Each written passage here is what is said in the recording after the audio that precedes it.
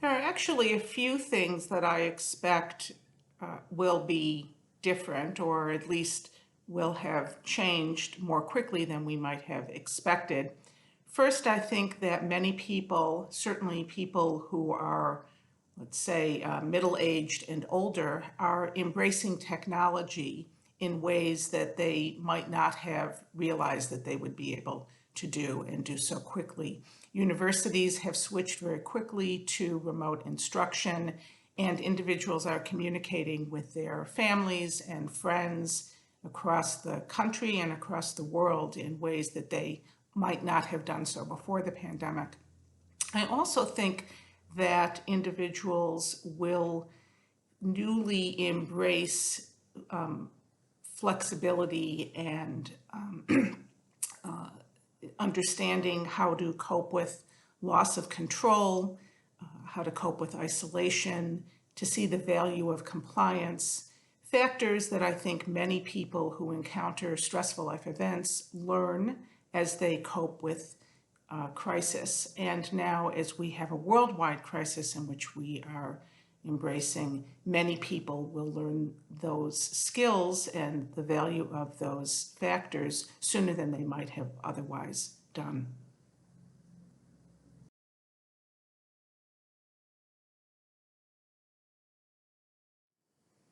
I think that people will need to recognize the value of flexibility and the value of compassion and the value of giving themselves a break as they cope with these unprecedented times. I think that many people who've encountered tragedy before have learned the value of flexibility and compassion, but I think that now many more people will be embracing and need to learn those values and embrace those values sooner, again, as I said previously, sooner than they might have expected to have to do so.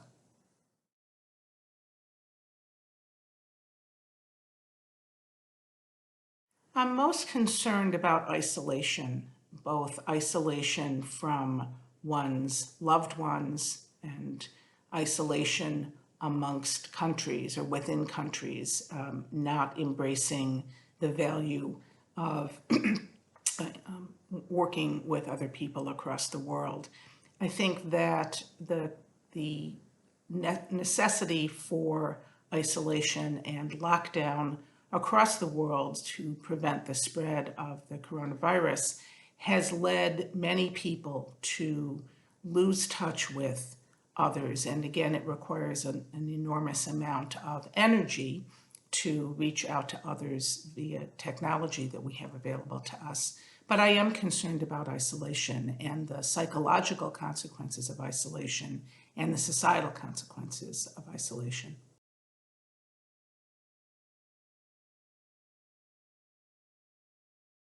People are going to need to embrace flexibility and comfort with loss of control, comfort with ambiguity, and will need also to engage in reaching out to others when they feel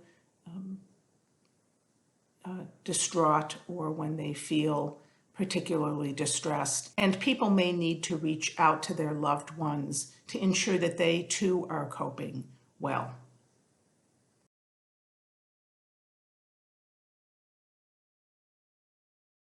I think the number one piece of wisdom is that we're all in it together.